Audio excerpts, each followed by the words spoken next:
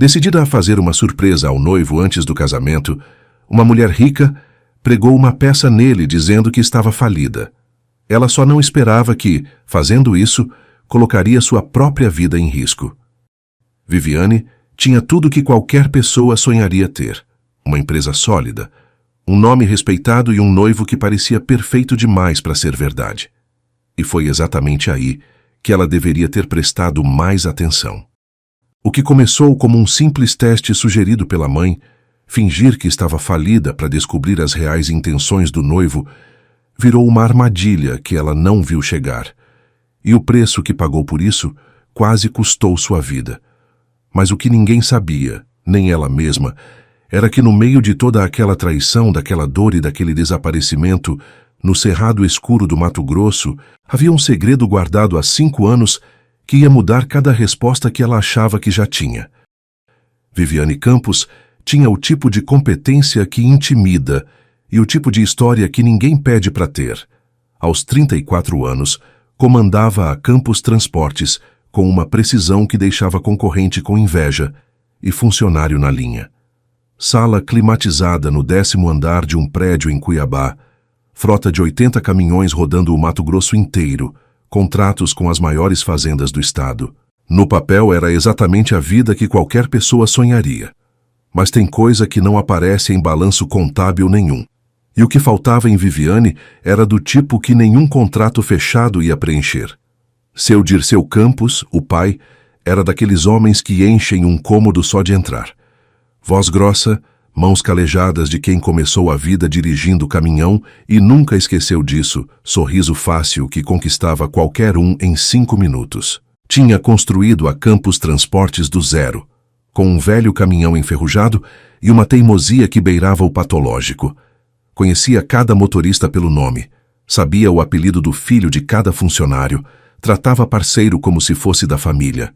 O problema era exatamente esse: ele tratava todo mundo como família, inclusive quem não merecia. Dona Marlene era o avesso do marido no jeito, mas igual no amor. Baixinha, cabelos brancos cortados curtos, voz calma que escondia uma teimosia de tamanho igual ao dele. Ex-auxiliar de enfermagem, mato-grossense de raiz, daquelas que fazem pamonha no São João, rezam terço antes de dormir e guardam segredo até embaixo d'água. Tinha uma intuição afiada que ela chamava de pressentimento de mãe, e que Viviane sempre ignorou com aquele sorriso de quem acha que a mãe está exagerando. Até o dia em que não pôde mais ignorar. E Renato? Renato era o marido. Cirurgião, voz mansa, mãos precisas. Tinha conhecido Viviane numa festa de aniversário de um amigo em comum, numa churrascaria na Várzea Grande, e tinha passado a noite inteira tentando parecer que não estava tentando impressioná-la. Ela tinha fingido que não estava percebendo. Casaram 2 anos depois numa cerimônia simples no sítio de seu Dirceu. Por um tempo, foi bom. Foi muito bom. Mas tudo isso ficou para trás naquela tarde de sábado, com o termômetro marcando 42 graus e o cheiro de poeira vermelha entrando pela janela do carro. O telefone tocou. Era Gilberto, o sócio e compadre de seu Dirceu, com uma voz estranha. Calma demais para a situação. Viviane, seu pai teve um acidente. A gente estava pescando no braço do rio e ele escorregou na margem. A correnteza levou. Algumas poucas palavras resumiam tudo. O corpo não foi encontrado. E Renato, que estava lá perto quando aconteceu, não tinha conseguido fazer nada. A versão oficial do acidente era simples e arrumada demais para ser verdade. Seu Dirceu e Gilberto tinham saído para pescar num braço de rio isolado no Pantanal, a uns 200 quilômetros de Cuiabá, num sítio que Gilberto tinha comprado havia pouco tempo. Renato tinha ido junto a convite do sogro. Vem, meu filho, que homem precisa de rio e de silêncio de vez em quando. Seu Dirceu tinha escorregado na margem barrenta enquanto recolhia o anzol, caído na água e sido levado pela correnteza. Gilberto disse que tentou ajudar, mas que a correnteza estava forte demais. A polícia ouviu, anotou e arquivou. Caso encerrado. Só que Renato tinha estado a menos de 100 metros quando tudo aconteceu. Ele tinha ido buscar lenha no meio do mato. Ouviu o grito do sogro, correu até a margem. e seu Dirceu estava na água, segurando num galho fino que já começava a ceder. Renato, vai buscar o Gilberto. Ele sabe o que fazer, conhece o rio, foi o que o sogro gritou. E Renato foi. Correu até o acampamento, achou Gilberto, voltaram os dois juntos. Mas quando chegaram na margem, o galho estava lá, quebrado, boiando na água escura. E seu Dirceu não estava mais. Viviane ouviu essa história 3 vezes. Uma vez na delegacia, uma vez em casa, uma vez numa madrugada em que arrancou a verdade de Renato aos pedaços. E cada vez que ouvia, uma coisa ficava cada vez mais clara para ela. O marido tinha feito exatamente o que o sogro pediu. Tinha obedecido. Tinha ido buscar Gilberto. O mesmo Gilberto que a mãe nunca confiou. O mesmo Gilberto que tinha olhos de quem calcula enquanto sorri. Você poderia ter entrado na água, Renato. Você poderia ter tentado ajudar o meu pai. Ele ficou olhando para ela sem resposta. E o silêncio dele confirmou tudo o que ela precisava saber. A briga final aconteceu numa noite de terça, com o ventilador quebrado girando devagar no quarto e o cheiro de café queimado vindo da cozinha. Viviane foi direta. Meu pai pediu socorro, e você, ao invés de ajudar ele, foi correndo como um covarde buscar ajuda de outra pessoa. Se você tivesse pulado no rio, meu pai poderia estar vivo. Ele tentou se defender. Disse que seguiu a ordem do sogro, que não tinha como adivinhar que entrar naquele rio sozinho seria loucura. Tudo que ele falava soava razoável e impossível ao mesmo tempo. Porque a dor não funciona no campo do razoável. A dor funciona no campo de quem Viviane precisava culpar. A discussão tinha sido tão violenta emocionalmente, tão intensa, que Viviane passou a noite inteira sem dormir, com o peito apertado e o estômago revirado. Na manhã seguinte tentou ir trabalhar, porque era o que ela fazia sempre, trabalhar quando doía. Mas no meio de uma reunião sentiu uma dor forte no abdômen que a dobrou na cadeira. A secretária chamou o resgate. Viviane foi para o Hospital Regional de Cuiabá numa ambulância, xingando baixinho e insistindo que estava bem, que era só estresse, que não precisava de tanta confusão. Não era só estresse. O médico, um homem de uns 50 anos, com óculos de armação grossa e aquela voz pausada de quem já deu notícia difícil vezes demais, puxou a cadeira, sentou na beira da cama e falou com cuidado. Viviane, você estava grávida. Cerca de 8 semanas. Ela ficou olhando para ele sem piscar. Grávida. Estava grávida sem saber, sem desconfiar, sem ter tido nem a chance de se preparar para a ideia. E o médico continuou, com aquela voz cuidadosa que doía exatamente por ser cuidadosa. A gestação não resistiu. Acreditamos que o nível de estresse severo nas últimas horas contribuiu significativamente. Viviane ouviu isso e sentiu alguma coisa endurecer dentro dela, rápido, definitivo, como cimento secando. O estresse, a briga. Renato. Ele apareceu no hospital 40 minutos depois. Alguém da recepção tinha ligado, ela nunca soube quem. Ficou do lado de fora do quarto porque ela mandou a enfermeira dizer que não queria visita. E ficou. Sentou numa cadeira de plástico laranja no corredor e ficou lá por 3 horas, sem reclamar, sem insistir, sem fazer nada além de estar perto do único jeito que ela permitia. Viviane sabia que ele estava lá. A enfermeira atualizava sem que ela pedisse. E cada vez que ouvia isso, sentia uma mistura confusa de raiva e culpa que não conseguia separar. Ele não tinha feito nada de errado ali, mas a briga que ela atribuía a ele tinha custado o bebê que ela nem sabia que tinha. E isso, justo ou não, ficou colado no nome dele para sempre. A raiva foi crescendo nos dias seguintes, com aquela lógica cruel que a dor tem quando a gente não consegue processá-la direito. A morte do pai, a perda do bebê. E no centro de tudo, Renato, que tinha estado no Rio quando o pai precisava e que tinha brigado com ela na noite em que o bebê não resistiu. Não importava que ele tivesse obedecido uma ordem. Não importava que a briga tivesse sido dela tanto quanto dele. Quando a dor é grande demais, a gente não quer complexidade, quer um lugar para colocar o peso. E Viviane colocou tudo em cima de Renato, com a precisão inconsciente de quem está afundando, e empurra o que está do lado para conseguir respirar. Pediu o divórcio numa manhã de segunda-feira, sentada na mesa da cozinha, com 2 cafés na frente. Um hábito do casal que ela ainda não tinha conseguido quebrar. Falou direto, sem rodeio, sem choro. Estava pedindo o divórcio, tinha tomado a decisão. Não queria discutir. Renato ficou olhando para ela por um tempo longo. Não implorou, não rebateu. Não tentou convencê-la de nada. E aquele silêncio dele ela interpretou na hora como confirmação de que ele também queria sair. Assinaram os papéis num cartório da Avenida Mato Grosso, numa quarta-feira comum, entre um senhor registrando imóvel e uma moça tirando segunda via de certidão. Coisas banais acontecendo ao redor de uma dor que não cabia no peito. Renato saiu do cartório primeiro, parou na calçada e ficou de costas por um momento antes de ir embora.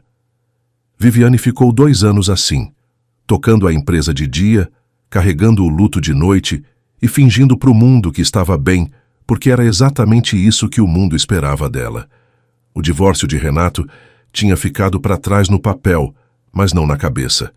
Ainda doía, do jeito surdo que dói, coisa que a gente não resolveu direito. Foi nesse vácuo, esse espaço entre uma vida que acabou e outra que ainda não tinha começado, que Márcio apareceu na vida dela.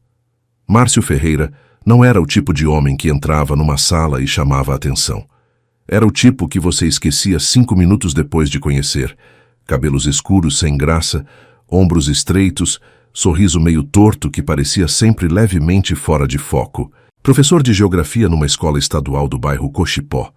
Dirigia um Gol branco com o para-choque preso por arame e nunca pareceu incomodado com isso.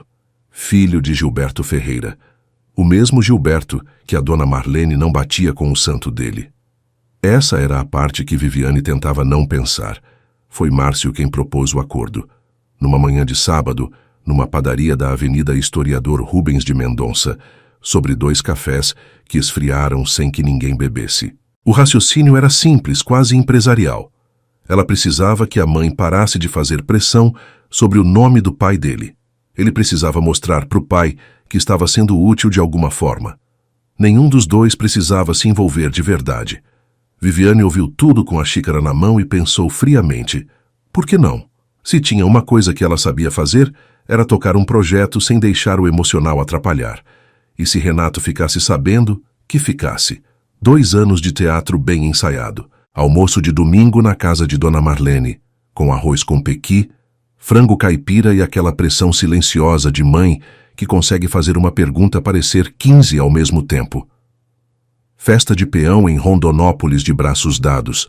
Foto no Réveillon na beira do rio Cuiabá, com o céu cheio de fogos. E Márcio sorrindo para o celular de um jeito que parecia genuíno. Ele era convincente, tinha um jeito tranquilo, quase entediante, de não querer nada além do que já tinha. Não perguntava sobre a empresa, não fazia olho gordo para a frota de caminhões. Não tinha aquela fome discreta nos olhos que Viviane aprendera a identificar nos homens que chegavam perto depois que herdou a Campos Transportes. Tinha noites em que ela olhava para o lado e pensava, e se isso fosse real? Não que ela estivesse apaixonada. Viviane Campos não se permitia esse tipo de devaneio. Mas havia algo confortável na companhia de Márcio que ela não sabia bem como classificar. Ele ouvia quando ela falava de trabalho sem fingir entender. Ele ria das piadas dela antes do final, o que ou significava que era inteligente ou que estava prestando atenção de verdade. Qualquer uma das 2 opções era perigosa. E Viviane sabia disso. Sabia e continuou mesmo assim. Dona Marlene, porém, não estava convencida. Nunca tinha estado. Olhava para Márcio com aquele silêncio comprido de mãe que diz mais do que qualquer discurso. Aceitava o prato cheio que ele servia no almoço, agradecia com um sorriso educado e depois, quando ele ia ao banheiro, virava para a filha e falava baixinho. Esse menino tem o jeito do pai, Vivi. E o pai do pai eu não confio nem de longe. Viviane sempre respondia com um mãe, pelo amor de Deus, que não convencia ninguém, nem ela mesma. Porque, no fundo, uma vozinha insistente lá atrás da cabeça dela fazia a mesma pergunta que a mãe fazia, só que em voz mais baixa. Dona Marlene tinha uma habilidade rara que poucos reconheciam à primeira vista. Ela conseguia dizer a coisa mais bombástica do mundo com a voz mais calma possível, como se estivesse comentando sobre o tempo. Foi numa tarde de domingo, depois do almoço, com o ventilador da sala girando devagar e o cheiro de arroz com pequi ainda no ar, que ela puxou Viviane para o corredor com aquele gesto discreto de mãe que significa preciso falar com você longe de ouvidos. Márcio estava na sala assistindo futebol, completamente alheio ao que estava prestes a acontecer. Vivi, eu tenho um plano, Dona Marlene falou baixo, os olhos espertos por cima do ombro da filha. Você vai falar para o Márcio que decidiu vender a Campos Transportes, que o negócio afundou, que as dívidas tão grandes demais, que você vai ficar sem nada. Viviane abriu a boca para responder, e a mãe levantou a mão. Deixa eu terminar. Aí a gente vê o que esse rapaz faz. Porque o homem que ama de verdade não some quando o dinheiro some. E o homem que tá ali pelo que você tem. Esse some mais rápido que gelo em agosto aqui em Cuiabá. Viviane ficou olhando para a mãe por um segundo. Tinha momentos em que Dona Marlene a assustava de admiração. A ideia era boa. Viviane odiou admitir isso, mas era simples, direta, sem margem para interpretação dupla. Se Márcio ficasse, se abraçasse a notícia, dissesse que tanto fazia, que estava ali por ela, Dona Marlene teria que engolir o orgulho e admitir que errou. E se fosse embora? Bom, melhor saber agora do que depois de assinar mais um papel em cartório. Viviane já tinha assinado papel demais em cartório para uma vida só. Combinou com a mãe que ia gravar a conversa no celular.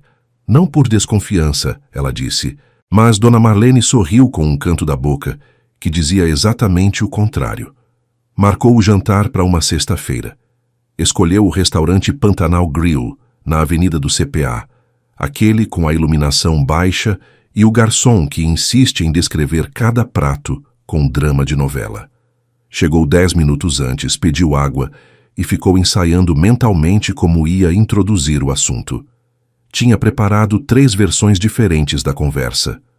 Uma mais suave, uma mais direta, uma para caso ele começasse a desviar. Era o tipo de coisa que ela fazia no trabalho o tempo todo.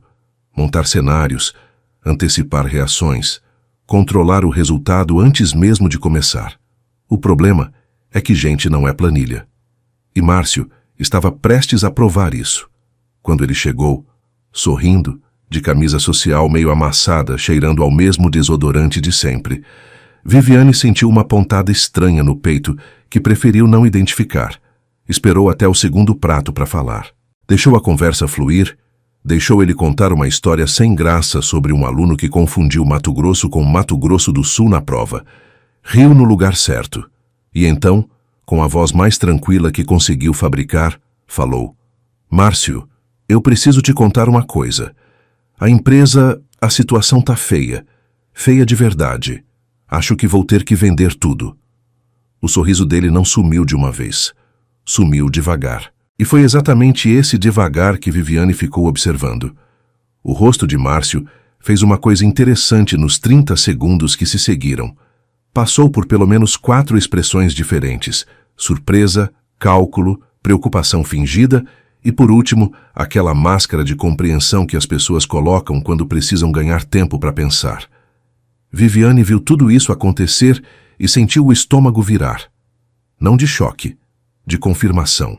Tinha uma parte dela que ainda esperava estar errada, que queria estar errada. Essa parte ficou quieta agora, encolhida num canto, enquanto a outra parte, a parte que administrava a empresa e lia contrato nas entrelinhas, assumia o controle. Nossa, Vivi, que notícia pesada. Ele disse isso mexendo no guardanapo. Não olhou para ela de imediato. Mas quanto tempo você tem? Dá para reverter? Eram as perguntas certas. As perguntas que um homem preocupado com ela faria. O problema era o tom. O tom era de quem está fazendo conta, não de quem está preocupado. Viviane tinha passado anos ouvindo motoristas, fornecedores e sócios tentarem esconder intenção atrás de palavra certa. Sabia a diferença. E a diferença ali estava gritando. Não dá não, ela respondeu serena. É para vender mesmo, já decidi. O guardanapo na mão dele amassou um pouco mais. Com licença um segundo, meu amor. Vou só ao banheiro. Levantou rápido demais. Andou rápido demais. Viviane pegou o copo d'água, bebeu devagar e ficou contando os segundos. Lá no banheiro do restaurante, Márcio discava para o pai com a mão tremendo. Do lado de fora, ela não ouvia nada, mas sabia exatamente o que estava acontecendo, porque quando a história toda viesse à tona, semanas depois, ela ia descobrir cada palavra daquela ligação. Gilberto tinha desviado parte dos ativos da Campos Transportes, usando uma procuração antiga que seu Dirceu assinara por confiança. Se Viviane vendesse a empresa, qualquer auditor acharia o buraco em 48 horas. Márcio ouviu do pai: "Você tem que dar um jeito, resolve." Márcio voltou à mesa com o sorriso recomposto e uma determinação nova nos olhos que ele tentava disfarçar de ternura. Foi direto ao balcão pedir 2 drinks, uma caipirinha de caju para ela, uma cerveja para ele. Insistiu em buscar pessoalmente sem esperar o garçom. Viviane observou as costas dele, enquanto ele se afastava e pensou: é agora. Era o momento em que tudo ia se confirmar ou desmoronar. Ela tinha o celular gravando na bolsa. Tinha a cabeça fria. Tinha anos de dor acumulada que tinham virado, sem que ela percebesse, uma armadura. O drink chegou gelado, com aquele cheiro bom de caju maduro. Ela bebeu, e o mundo começou a escurecer devagar. Viviane tentou se concentrar no rosto de Márcio, mas as bordas foram ficando borradas, como foto fora de foco. A língua pesou. Os sons do restaurante, conversas, talheres, a música sertaneja baixinha no fundo, foram ficando distantes, como se alguém estivesse girando um botão de volume lentamente. Ela ainda teve tempo de pensar, com aquela lucidez cruel dos últimos segundos antes de apagar. Alguma coisa estava muito errada. Tentou levantar. A mão não obedeceu. E a última coisa que viu antes de escurecer tudo foi o rosto de Márcio, tranquilo, paciente, sem nenhum traço de culpa, como se aquilo fosse só mais uma coisa que precisava ser resolvida. A estrada de terra vermelha não tinha nome. Era o tipo de estrada que não precisa de nome, porque só quem precisa chegar lá já sabe onde é, e quem não sabe não tem o que fazer por ali. O carro rodou por quase 2 horas no escuro, com a poeira levantando atrás como uma cortina. Viviane estava deitada no banco traseiro, inconsciente, balançando levemente nas curvas como se estivesse dormindo. Do lado de fora, o Pantanal passava em silêncio. Capivara na beira do acostamento, garça branca pousada no fio.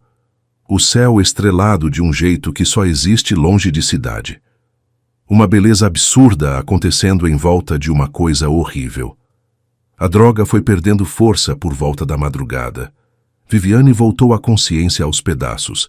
Primeiro, o barulho do motor. Depois, o cheiro de mato e terra molhada. Depois, a dor nas costas de ficar no banco errado por tempo demais. Levou alguns segundos para entender onde estava. Levou mais alguns para entender o que isso significava. E quando entendeu, não gritou, não chorou, não teve nenhuma daquelas reações de filme que a gente acha que teria. Ela esperou. Ficou quieta, respirando devagar, fingindo que ainda estava apagada, e foi juntando os pedaços com a cabeça que tinha passado anos aprendendo a funcionar no frio. Quando o carro parou e a porta abriu, ela saiu correndo. Simples assim. Sem plano, sem direção. Sem nada além de um instinto animal que disse: agora. Correu pelo cerrado escuro tropeçando em raiz, ouvindo os gritos atrás dela, ouvindo depois o som que ela nunca tinha ouvido fora de filme, mas reconheceu imediatamente. Tiro. Sentiu o calor na lateral do braço antes de sentir a dor, e continuou correndo porque parar era a única coisa que não dava para fazer. Correu até as pernas não obedecerem mais. Caiu de joelhos numa beira de barranco embaixo de um buritizeiro, com a respiração destruída e o braço latejando. E pensou, com aquela calma estranha que vem quando o desespero enche até o limite: e agora, meu Deus? Foi então que novamente tudo escureceu e ela desmaiou. Enquanto isso, do outro lado do estado, o celular de Viviane tocava sem resposta numa cadeira do restaurante. Dona Marlene tinha ouvido a gravação que a filha mandara antes do jantar. Márcio, tranquilo, carinhoso, dizendo que dinheiro não era o que importava. Tinha sorrido, aliviada, mandado um áudio feliz. Minha filha, acho que eu errei, viu? Esse menino parece ser bom mesmo. Depois tentou ligar para contar. Caiu direto na caixa postal. Tentou de novo. caixa postal. Mandou mensagem. Nada. Ficou olhando para o celular com aquele pressentimento de mãe que ela conhecia bem demais. Aquele que nunca errava, apertando o peito aos poucos. Renato soube do sumiço por Dona Marlene, quase 20 horas depois. Ela ligou de madrugada, com a voz que treme, mas não chora, porque chorar significa aceitar o pior. Ele ouviu tudo, desligou e ficou 30 segundos parado no meio da sala do apartamento dele, no escuro. Depois ligou para um número que tinha salvo meses atrás, de um detetive particular que um colega do hospital tinha indicado para um caso de família. Na época, Renato tinha anotado o número sem saber bem por quê. Às vezes, a gente guarda coisa que não sabe ainda que vai precisar. Ele não esperou amanhecer, não esperou os 3 dias que a polícia pede. Às 3 da manhã, já tinha contratado o detetive e estava montando numa folha de papel sulfite na mesa da cozinha tudo o que sabia sobre Gilberto e Márcio Ferreira. Tudo que guardara em silêncio por 5 anos. O primeiro cheiro que Viviane reconheceu foi o de erva doce. Depois veio o de peixe assado na brasa, aquele cheiro de rio e fumaça que cola na roupa e na memória ao mesmo tempo. Ela abriu os olhos devagar, como se as pálpebras pesassem mais do que o normal, e ficou alguns segundos sem entender absolutamente nada do que estava vendo. Teto de madeira escura, paredes de adobe, uma janelinha pequena com luz de fim de tarde entrando em diagonal. Não era hospital, não era lugar nenhum que ela conhecia. E a última coisa que lembrava era o buritizeiro e o barranco, e a dor no braço que latejava igual tambor. Um senhor de uns 70 anos, descalço, de chapéu de palha tão gasto que tinha perdido a forma original, remexia uma panela de ferro num fogão a lenha no canto do cômodo. Não tinha percebido que ela tinha acordado, ou tinha percebido e estava fingindo que não, do jeito que homem velho e acostumado a silêncio faz. Viviane tentou se mover e o corpo inteiro reclamou de uma vez, como uma orquestra desafinada tocando ao mesmo tempo. Foi aí que o cachorro apareceu, um vira-lata preto, médio, com uma orelha em pé e outra dobrada, que veio do nada e pulou na cama com uma alegria completamente desproporcional para a situação, lambendo o rosto dela, abanando o rabo num frenesim, fazendo aquele barulhinho de cachorro que reencontrou alguém que sentia falta, como se a conhecesse há anos, como se tivesse esperando ela acordar. "Tição, desce daí!" A voz do velho era grossa e curta, do tipo que não repete ordem. O cachorro desceu, mas ficou parado do lado da cama, olhando para Viviane com aquela expressão de cachorro que acha que obedeceu, mas na verdade só mudou de posição. O senhor se aproximou com uma caneca de chá que cheirava a erva cidreira e capim-limão, colocou na beirada da cama sem cerimonial nenhum e disse: "Bebe isso. Tá com febre ainda." Viviane olhou para a caneca, olhou para ele e decidiu que quem tinha acabado de sobreviver a uma tentativa de assassinato no Cerrado podia confiar num chá de velho. Bebeu. Estava amargo e quente e foi a melhor coisa que ela tinha sentido em dias. O velho, seu Jacinto, vivia naquela palafita havia mais de 30 anos. Pescador de rio, raizeiro por necessidade, benzedor por herança de avó. Não tinha telefone, não tinha internet. Não tinha nada que ligasse aquele lugar ao resto do mundo, exceto uma estrada de terra que ficava intransitável na época da chuva. Tição tinha aparecido na vida dele 6 anos atrás, magro e assustado, e nunca mais foi embora. O velho falava do cachorro com mais afeto do que falava de qualquer coisa. E foi Tição quem tinha encontrado Viviane na beira do barranco, latindo freneticamente até que seu Jacinto pegou a lanterna e foi ver o que era. "Esse cachorro late assim só quando é coisa séria", ele disse, com a simplicidade de quem não precisa dramatizar o que já é dramático. Viviane ficou olhando para o teto enquanto seu Jacinto voltava para a panela e tentou organizar os pedaços do que tinha acontecido numa ordem que fizesse sentido. O jantar, o drink, a estrada escura, a corrida no cerrado, os tiros. Havia algo, porém, que não encaixava. Uma sensação estranha, difícil de nomear. Tição tinha ficado deitado do lado de fora da cama, com a cabeça apoiada nas patas, olhando para a porta com uma atenção específica, como se estivesse esperando alguém entrar. E seu Jacinto, que era homem de poucas palavras, tinha dito uma coisa curiosa quando ela perguntou se estava sozinho ali. Não tô não, mas o meu companheiro vai chegar já. Pausa. Ele vai querer falar com você. Tinha algo nessa frase que Viviane não conseguia largar. Quem afinal ia querer falar com ela num lugar que nem no mapa existia? A porta de madeira da palafita tinha um ranger específico, agudo no começo, grave no final, que Viviane ouviu claramente mesmo com o barulho do rio lá fora. Tição levantou a cabeça antes da porta abrir. Ficou com o rabo abanando devagar, aquele abano controlado de cachorro que reconhece alguém importante. A luz de fora entrou primeiro, um retângulo laranja de fim de tarde, e então a silhueta apareceu na soleira. Alta, ombros largos, um jeito específico de entrar num cômodo que Viviane reconheceu antes de reconhecer o rosto, aquele jeito de ocupar o espaço sem pedir licença que ela tinha crescido vendo e que, sem perceber, tinha copiado. Seu Dirceu estava vivo. Mais velho, mais magro, com a barba que ele nunca tinha deixado crescer, agora branca e comprida, com a pele curtida de quem passou anos no sol do Pantanal. Mas era ele. A mesma voz grossa, o mesmo jeito de inclinar a cabeça levemente para a direita quando ia falar alguma coisa importante. Viviane ficou olhando por uns 10 segundos que pareceram 3 horas, e depois apagou. Simplesmente apagou do mesmo jeito que apaga a luz, sem aviso, sem drama. Tição latiu uma vez preocupado. Seu Jacinto pegou a caneca antes de cair. Quando ela voltou, o pai estava sentado na beira da cama com aquela expressão de quem não sabe bem o que fazer com as próprias mãos. Viviane ficou olhando para ele por um tempo, esperando ele sumir, porque pai morto aparece em sonho, não em palafita de pescador no meio do Pantanal. Mas ele não sumiu.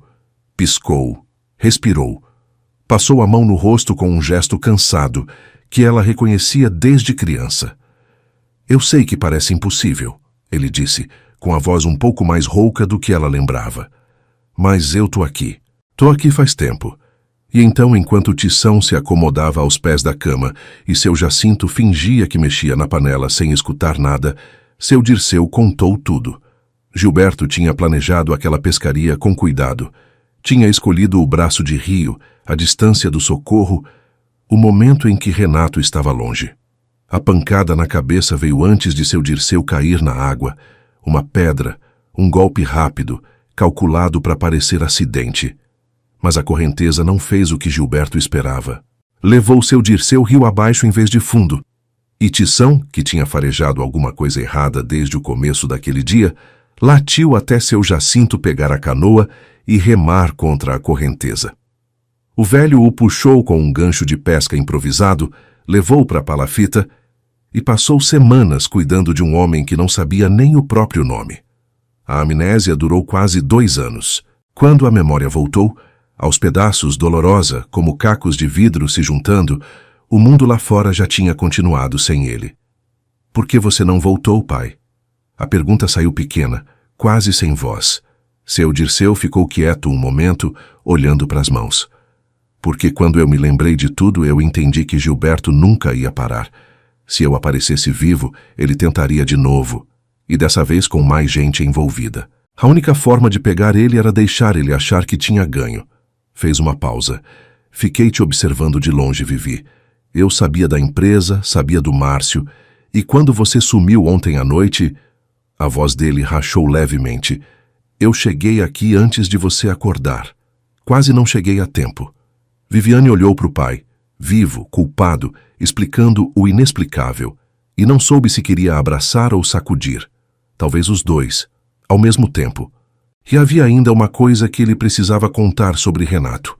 Uma coisa que ia mudar completamente a história que ela tinha contado para si mesma por 5 anos inteiros. Seu Dirceu demorou um pouco para falar sobre Renato. Ficou mexendo no fogo com um graveto, olhando para as chamas com aquele silêncio de homem que sabe que o que vai dizer vai doer em alguém que ele ama. Vivi, eu preciso te contar uma coisa sobre o dia da pescaria, sobre o que eu pedi para o Renato fazer. Ela cruzou os braços. Gesto automático, armadura automática. Eu sei o que você pediu. Você mandou ele buscar o Gilberto. Seu Dirceu balançou a cabeça devagar. Mandei, mas não porque achei que o Gilberto ia ajudar. Mandei porque eu já sabia naquele momento que o Gilberto era quem tinha me empurrado. E eu não queria que o Renato voltasse lá e levasse um tiro também. Viviane ficou em silêncio. A conta que ela tinha feito por 5 anos. Renato covarde, Renato fraco. Renato que abandonou o sogro para salvar a própria pele.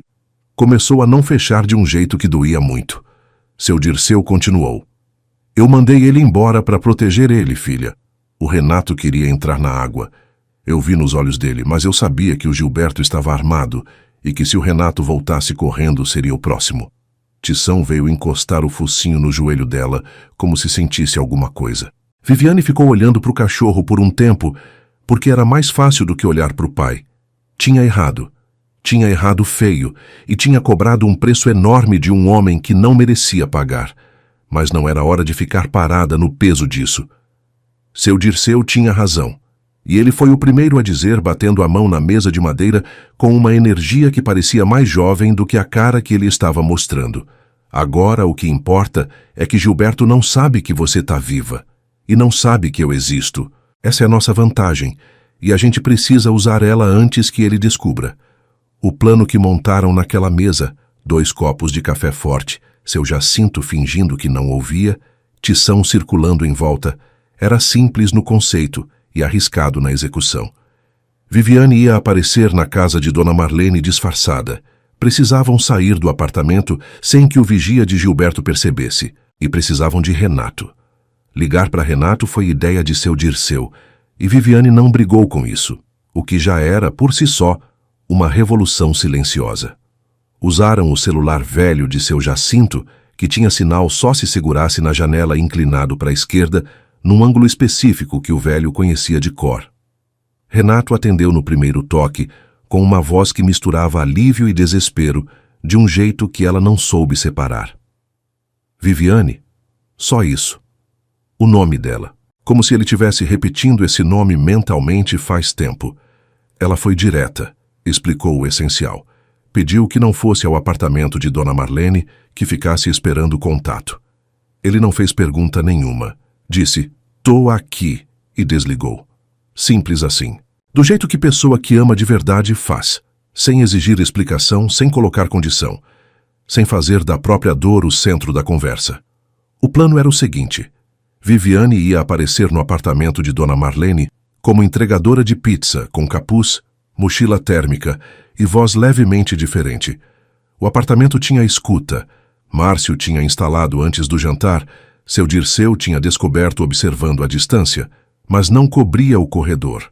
Eles sairiam um de cada vez pela escada de serviço, com a janela da sala acesa e a TV ligada para manter a aparência de normalidade para o vigia lá embaixo. Parecia simples, parecia até fácil, mas Viviane tinha aprendido, da pior forma possível, que as coisas que parecem simples são exatamente as que podem desmoronar de um jeito que ninguém previu. E havia uma peça nesse plano que dependia de uma coisa que ela não controlava.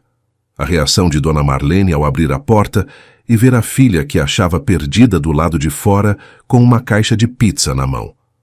A mochila térmica era de um vermelho desbotado e cheirava a isopor e motoboy. Viviane a tinha conseguido com seu Jacinto, que guardava uma no fundo do paiol por razões que ele não explicou e ela não perguntou. O capuz era de uma blusa cinza sem graça, daquelas que a gente compra em banca de feira e usa só em casa. Ela se olhou no reflexo da janela da palafita antes de sair e pensou que não parecia entregadora de pizza. Parecia executiva tentando parecer entregadora de pizza. Mas teria que servir. Não havia plano B. O apartamento de Dona Marlene ficava num prédio de 4 andares no bairro Goiabeiras, daqueles com portão de ferro que range e interfone que funciona quando quer. Viviane chegou a pé pela rua de trás e ficou um momento parada na calçada de paralelepípedo, observando as janelas. Luz acesa na sala, sombra se movendo. O coração acelerou de um jeito que ela não esperava. Não de medo, mas de algo mais complicado, mais antigo.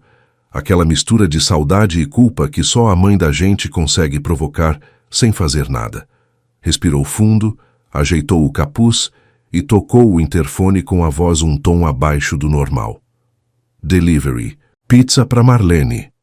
A porta abriu no terceiro andar antes mesmo que ela chegasse ao corredor. Dona Marlene estava de hobby florido, chinelo de quarto e aquela expressão de quem não pediu pizza, mas não vai recusar. Viviane parou na soleira e antes que conseguisse dizer qualquer coisa, antes que o disfarce funcionasse por mais um segundo sequer, uma voz veio da sala, firme e imediata.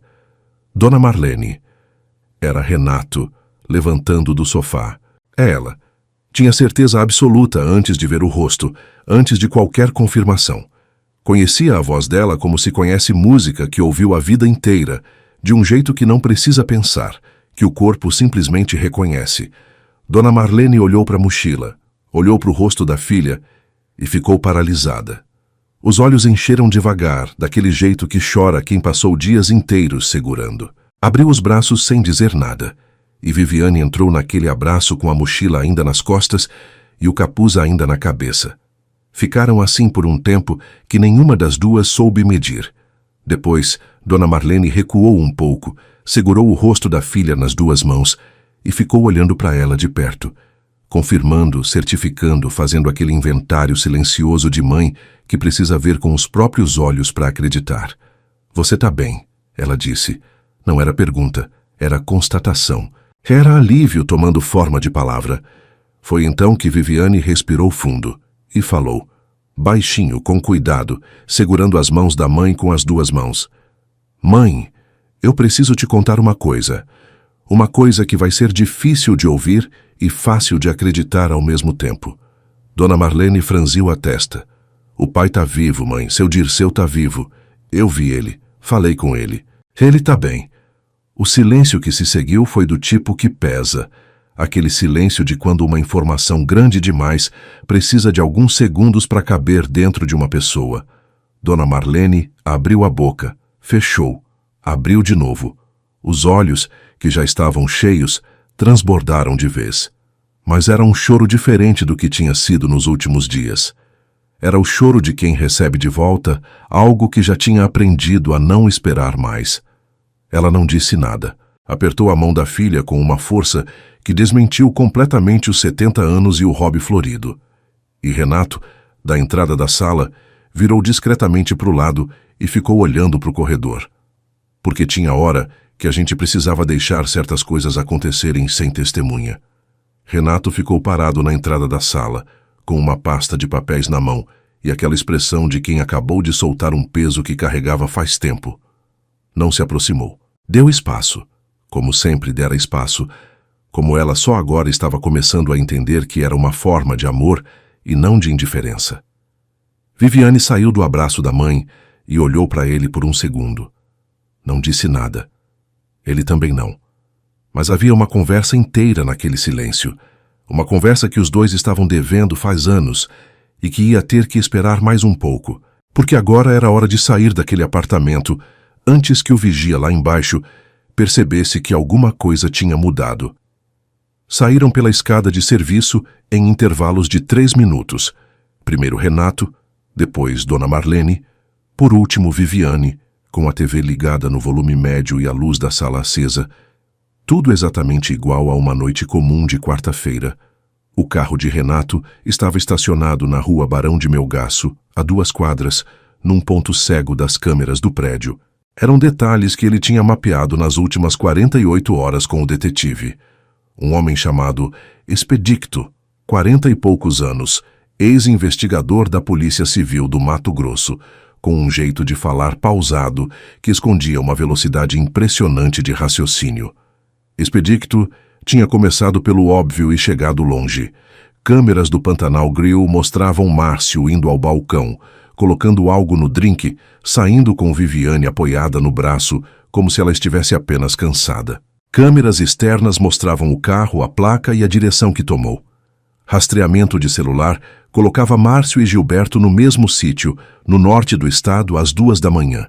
E as ligações entre os dois, 19 chamadas em menos de 6 horas naquela noite, Contavam uma história que não precisava de muita interpretação, mas o que Expedicto ainda não tinha era a prova dos desvios financeiros. Para isso precisavam que Gilberto continuasse achando que tinha ganho. E Gilberto estava achando exatamente isso. Sem saber que Viviane estava viva, sem saber que seu Dirceu existia, ele agiu com uma arrogância que seria quase cômica se não fosse criminosa. Ligou para o contador da empresa pedindo acesso a documentos que não eram dele. Conversou com Márcio pessoalmente no escritório sobre como dividir os ativos depois que a venda fosse concluída pelo inventário. Falou em volume normal, sem código, sem cautela, porque homem que acha que ganhou para de se proteger. E cada palavra, cada ligação, cada movimentação bancária estava sendo registrada por Expedicto, com a paciência de quem sabe que pressa estraga a prova. Viviane acompanhava tudo de um apartamento que Renato tinha alugado às pressas, um estúdio no 8º andar, com um ar-condicionado que fazia barulho, mas cumpria a função. Foram 5 meses assim. 5 meses de reuniões em voz baixa, de laudos periciais, de depoimentos gravados, de Expedicto chegando com pasta nova embaixo do braço a cada semana. 5 meses em que Viviane aprendeu a dividir espaço com Renato de novo, primeiro por necessidade, depois por escolha, numa progressão tão gradual que ela mal conseguia identificar o momento exato em que tinha deixado de ser uma coisa e virado outra. Seu Dirceu apareceu pessoalmente no escritório de Expedicto, numa tarde de agosto, com seu Jacinto do lado e Tição na coleira, e o detetive ficou tão surpreso que derrubou o café. O depoimento do pai, vivo, lúcido, com memória detalhada de cada etapa do que Gilberto tinha planejado, foi a última peça que faltava. Com isso, o Ministério Público tinha 2 crimes documentados, 5 anos de desvio financeiro rastreado e 2 tentativas de homicídio com provas que qualquer juiz do Estado conseguia ler sem precisar de muito esforço. Expedicto olhou para a pilha de documentos na mesa, olhou para Viviane e disse com aquela voz pausada de sempre: "Tá na hora." A segunda-feira em que Gilberto Ferreira foi preso começou como qualquer segunda-feira de Cuiabá, com um calor que já era insuportável às 7 da manhã e um trânsito na avenida do CPA que testava a fé de qualquer um. Gilberto chegou no escritório às 8h15, cumprimentou a recepcionista pelo nome, pediu um café sem açúcar e foi até a sala dele com aquela passada larga de homem que acha que o mundo está nos conformes. Estava abrindo o notebook quando ouviu passos no corredor. Passos demais, rápidos demais para ser qualquer coisa rotineira. Os policiais eram 4. O delegado entrou primeiro, com um documento na mão e uma expressão que não deixava espaço para negociação. Gilberto ficou olhando para o papel por alguns segundos com a xícara de café ainda na mão. Aquela paralisia de quem vê o chão sumir, mas ainda não processou a queda. "Gilberto Ferreira, o senhor está sendo preso por tentativa de homicídio, estelionato e desvio de patrimônio." Fez uma pausa. 2 vítimas, Dirceu Campos e Viviane Campos. Foi nesse momento que a xícara escorregou dos dedos e o café se espalhou pelo chão de porcelanato bege, e Gilberto entendeu, pelo nome que tinha acabado de ouvir, que Viviane estava viva. A expressão que ele fez não tinha nome exato. Era alguma coisa entre choque e derrota, e o tipo de raiva que não tem para onde ir. Márcio foi preso 3 horas depois, na escola estadual onde dava aula, no intervalo do recreio. Estava na sala dos professores comendo um pão de queijo quando os policiais apareceram na porta. Um professor de história sendo preso entre giz e chamada, havia algo tragicamente banal nisso. Ele não resistiu, não gritou, não fez cena. Ficou quieto com aquela expressão de quem calculou errado e sabe disso. O julgamento unificou os 2 crimes, a tentativa de afogamento de seu Dirceu, 5 anos atrás, e o atentado contra Viviane, numa única ação penal que o promotor conduziu com uma objetividade que não deixava lacuna para a defesa preencher. O dia em que seu Dirceu entrou no fórum como testemunha foi uma terça-feira de setembro, com aquele sol de Mato Grosso que não pede licença. Dona Marlene estava no corredor, encostada na parede branca ao lado de uma planta artificial que precisava de limpeza, com a mão direita no peito e o terço enrolado no punho esquerdo. Quando a porta da sala de audiência abriu e seu Dirceu saiu, de terno que ficou um pouco largo nas costas de tanto tempo sem usar, mas de cabeça erguida. Ela ficou imóvel por um segundo. Depois deu um passo, ele deu outro. E se encontraram no meio do corredor num abraço que tinha 5 anos de atraso e que não precisou de nenhuma palavra para dizer tudo o que precisava ser dito. Viviane assistiu à cena do lado de fora, com Renato parado a meio metro dela. Tição estava do lado de seu Jacinto, que tinha insistido em vir mesmo sem entender muito bem o que era fórum. O velho olhou para os pais se abraçando no corredor, coçou a cabeça embaixo do chapéu de palha e disse em voz baixa, para ninguém em específico, demorou, mas veio. Viviane virou para Renato. Ele estava olhando para ela, não para os pais, não para o corredor, não para nada além dela. E havia naquele olhar uma pergunta antiga que ele nunca tinha feito em voz alta, porque sabia que ela precisava chegar à resposta sozinha. Será que ela tinha realmente voltado? A chácara que seu Dirceu comprou ficava a uns 30 quilômetros de Cuiabá, numa estrada vicinal que saía da BR-364 e entrava pelo cerrado adentro, como se estivesse pedindo licença. Porteira de madeira, placa sem nome, um IP amarelo na entrada que estava florido fora de época, como se a propriedade também estivesse comemorando alguma coisa. Tinha rio nos fundos, trapiche velho que precisava de reforma, varanda comprida com vista para o pasto e um fogão a lenha na cozinha que seu Dirceu acendeu no primeiro dia e praticamente não apagou mais. Era exatamente o tipo de lugar que ele teria escolhido antes de tudo acontecer. Algumas coisas a gente não muda nem depois de 5 anos sumido no Pantanal. Seu Jacinto foi o problema. Não no sentido ruim, no sentido de que convencer seu Jacinto a deixar a palafita era negociação mais difícil do que qualquer contrato que Viviane tinha assinado na vida profissional. O velho cruzou os braços, olhou para o rio e disse que estava bem onde estava e que não precisava de chácara nenhuma, que casa grande dava trabalho, e ele já tinha passado da idade de ter trabalho novo. Seu Dirceu argumentou. Seu Jacinto contra-argumentou. Viviane ficou na porta observando os 2 velhos tossudos, discutindo com a energia de 2 jovens, e pensou que aquela amizade de 5 anos de palafita tinha produzido 2 personalidades igualmente impossíveis de dobrar. Foi Tição quem resolveu. O cachorro, que estava sendo segurado pela coleira durante toda a negociação, aproveitou um momento de distração, arrancou da mão de seu Jacinto e entrou pela porteira da chácara em disparada. Farejou cada canto do terreno, mergulhou no rio, saiu sacudindo água em todo o mundo e foi se deitar embaixo do ipê amarelo com uma expressão de cachorro que chegou onde tinha que chegar e não tem mais conversa. Seu Jacinto ficou olhando para o animal por um longo momento. Depois pegou a sacola de lona que tinha trazido, pequena, com poucas coisas dentro, porque homem que vive de rio aprende cedo que precisa de pouco. E entrou pela porteira, sem dizer mais nada. Seu Dirceu esperou ele passar, e então virou para Viviane com um sorriso que ela não via faz 5 anos. Eu sabia que o Tição resolvia. Dona Marlene chegou na chácara numa tarde de sábado, com um tanto de panela que precisou de 2 carros para transportar e uma determinação de reorganizar a cozinha, que não aceitava sugestão. Encontrou seu Jacinto sentado na varanda com o chapéu de palha na cabeça e Tição nos pés, e os 2 se olharam por um segundo com aquela avaliação silenciosa de pessoas que têm personalidade forte e sabem que vão ter que dividir espaço. "O senhor gosta de pamonha?" ela perguntou direta. "Depende de quem faz", ele respondeu, igualmente direto. Dona Marlene assentiu com a cabeça como se isso fosse uma resposta completamente satisfatória e entrou na cozinha. Até o fim da tarde, o cheiro de pamonha no fogo tinha tomado conta da chácara inteira. Seu Jacinto comeu 3 e não disse nada, mas devolveu o prato vazio, o que, vindo dele, era elogio considerável.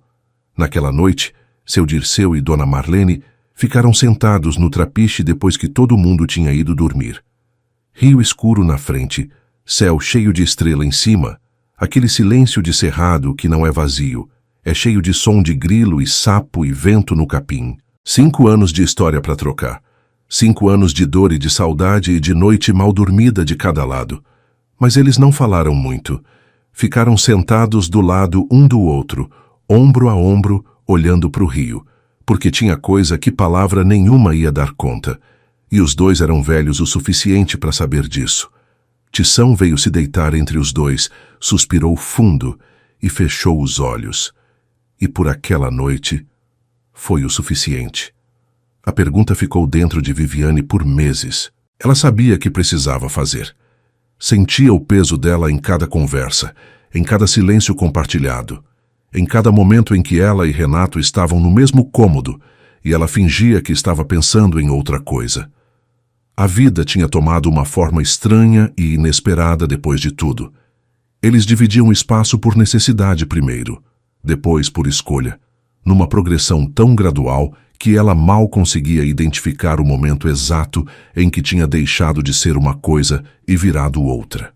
Não tinham rótulo, não tinham conversa formal, não tinham nada além de duas pessoas que tinham se machucado e estavam devagar, aprendendo a não fazer isso de novo. Foi numa noite de maio, com o ventilador girando devagar no quarto e o barulho mínimo de cidade lá fora que ela finalmente falou. Renato estava lendo um artigo médico na cama, com aqueles óculos novos de grau que tinha levado meses para admitir que precisava. Viviane ficou olhando para o teto por um tempo, e então virou para ele e disse sem preâmbulo: "Por que você não lutou por mim quando eu fui embora?" Renato baixou o artigo devagar, tirou os óculos, e ficou olhando para ela com aquela expressão de quem estava esperando essa pergunta faz tempo, e tinha pensado muito na resposta. "Porque eu te conheço, Vivi." A voz era baixa, cuidadosa, do jeito que ele falava quando estava sendo completamente honesto. Quanto mais eu insistisse, mais você ia se fechar. Eu vi isso acontecer a vida inteira. Quando alguém empurra você, você empurra de volta o dobro. Não por maldade. É só o jeito que você é. Fez uma pausa curta. Eu preferia esperar do lado de fora a perder você de vez. Então eu esperei. Viviane ficou em silêncio por um momento que durou mais do que esperava. Tinha passado anos interpretando aquela espera como indiferença, como prova de que ele não tinha lutado porque não queria o suficiente. E a verdade era o avesso completo disso. "Eu errei com você", ela disse. Não saiu fácil.